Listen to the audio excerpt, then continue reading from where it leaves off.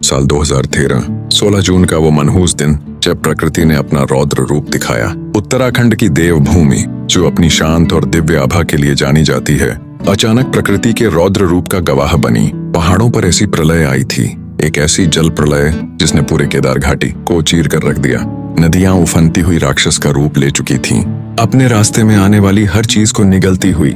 पत्थरों का सैलाब, पानी का तूफान और उन सब के बीच जिंदगी के लिए जूझते असहाय इंसानों की चीखें। एक पल में सब कुछ तबाही के काले अंधेरे में बदल गया।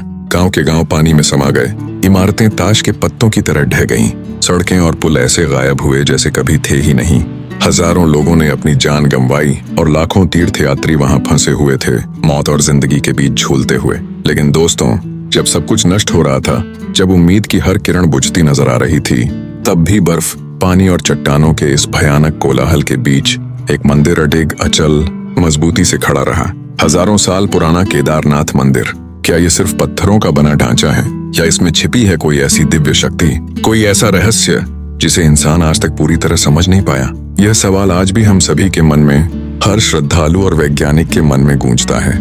इस मंदिर की दीवारों में सिर्फ पत्थर नहीं, बल्कि सदियों की कहानियां, अटूट आस्था और अनगिनत दिव्य चमत्कार समाये हुए हैं। इसकी नींव में एक ऐसा इतिहास है जो हमें हजारों साल पीछे ले जाता है, सीधा महाभारत के काल में। कहा जाता है कि ये वही पवित्र मंदिर है जहां धर्म युद्ध महाभारत के भीषण अंत के बाद पांडवों ने अपने पापों का बोझ उतारा था। युद्ध समाप्त हो चुका था, कुरुक्षेत्र की भूमि लाखों योद्धाओं के रक्त से लाल थी।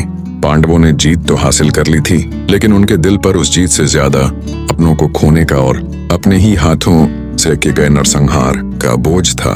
भाई भाई के सामने था, गुरु शिष्य के सामने थे। एक ऐसा युद्ध जिसमें नैतिक मूल्यों को भी लहूलुहान कर दिया गया था। जीत के बावजूद उनके भीतर एक गहरा खालीपन था, एक असहनीय ग्लानि थी। रातों की नींद उड़ चुकी थी, मन अशांत था। तभी उन्होंने निश्चय किया कि वे अपने इन कर्मों के लिए साक्षात भगवान शिव से क्षमा मांगेंगे। वे जानते थे कि सिर्फ महादेव ही उन्हें इस पाप से मुक्ति दिला सकते हैं, लेकिन शिव, वे तो अपने भक्तों के इस नरसंहार से अत्यंत रूठे हुए थे, इतने कि वे पांडवों से मिलना तक नहीं चाहते थे। वे जानते थे कि युद्ध के बाद पश्चाताप की अग्नि में जलते पांडव उन्हें ढूंढते हुए जरूर आएंगे। अपने आराध्य महादेव को ढूंढते हुए पांडव हजारों मील का सफर तय करते हुए हिमालय के इन दुर्गम क्षेत्रों में पहुंचे। यहाँ की बर्फीली चोटियां और शांत वातावरण कहीं न कहीं उनके मन को एक नई उम्मीद दे रहे थे। जब उन्हें पता चला कि शिव बैलों के एक झुंड में छिपकर उनसे बच रहे हैं, तो पांडवों ने अपनी पूरी शक्ति लगा दी उन्हें खोजने में। तब भीम ने एक अद्भुत दृश्य देखा। बैलों के उस विशाल झुंड में एक बैल ऐसा था जिसकी काया अत्यंत भव्य और चमकती हुई थी। उसकी आंखों में एक ऐसी दिव्यता थी जो किसी सामान्य पशु की नहीं हो सकती थी।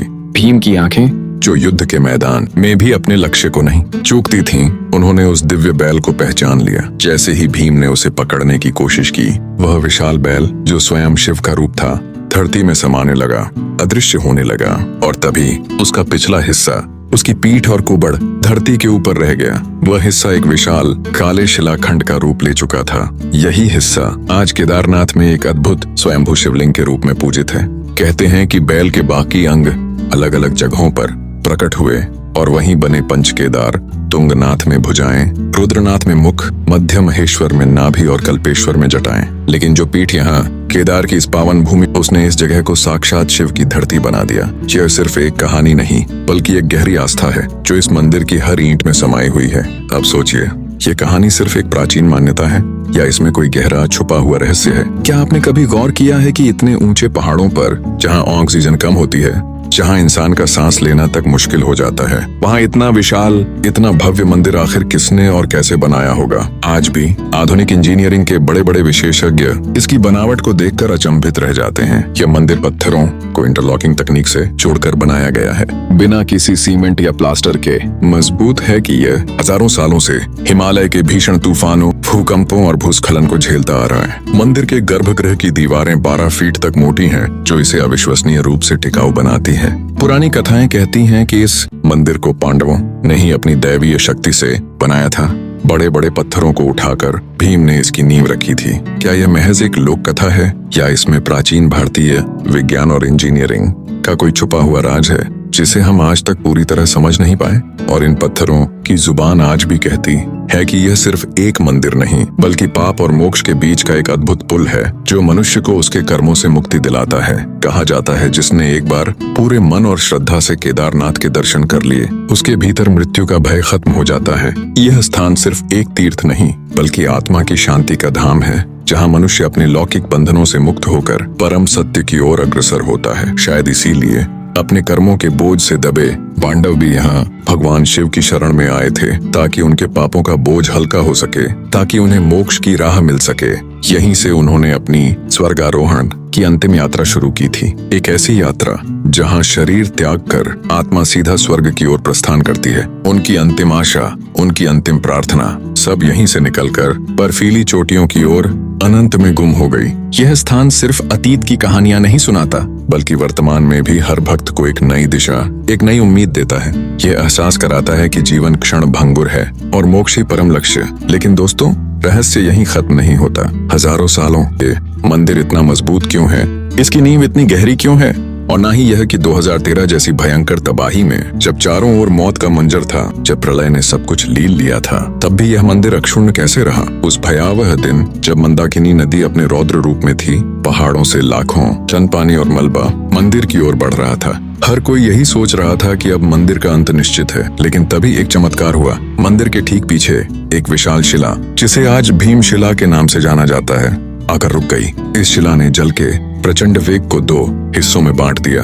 पानी दोनों तरफ से मंदिर के किनारों से टकराकर निकल गया और मंदिर को एक खरोंच भी नहीं आई। यह कोई छोटा पत्थर नहीं था बल्कि एक पहाड़ का टुकड़ा था जो सैकड़ों फीट ऊपर से लुढ़कता हुआ आया और ठीक मंदिर के पीछे रुक गया। वैज्ञानिकों ने इस घटना को दुर्लभ संयोग कहा। भूवैज्ञानिकों ने इसके पीछे के भूगर्भीय कारणों की व्याख्या की। लेकिन क्या यह सिर्फ एक संयोग था या यह भगवान शिव की शक्ति का साक्षात प्रमाण था, या फिर सच में पांडवों की हजारों साल पहले की गई तपस्या का यह एक जीवित चमत्कार था? यह सवाल आज भी अनुत्तरित है और शायद यही इस स्थान की सबसे बड़ी महिमा है। विज्ञान और आस्था के बीच का वो पुल जहाँ तर्क खत्म होते हैं और विश्वास की शुरुआत होती है। दोस्तों, जब आप कभी केदारनाथ की घाटी में कदम रखते हैं, जब आप उन ऊंची बर्फीली चोटियों के बीच खड़े होकर ठंडी बर्फीली हवाओं को अपने चेहरे पर महसूस करते हैं, जब मंदिर से आती घंटियों की पवित्र आवाज आपके कानों में गूंजती है और सामने बर्फ से ढका दिव्य मंदिर नजर आता है, तब आपको सिर्फ एक एहसास होता है, यह जगह सिर्फ पत्थरों का मंदिर नहीं है, ये वो दरवाजा है जहाँ इंसान अपने पापों से मुक्ति पा सकता है, जहाँ मृत्यु भी मोक्ष में बदल जाती है, जहाँ प्रकृति का रौद्र रूप भी किसी अदृश्य शक्ति के आगे झुक जाता है।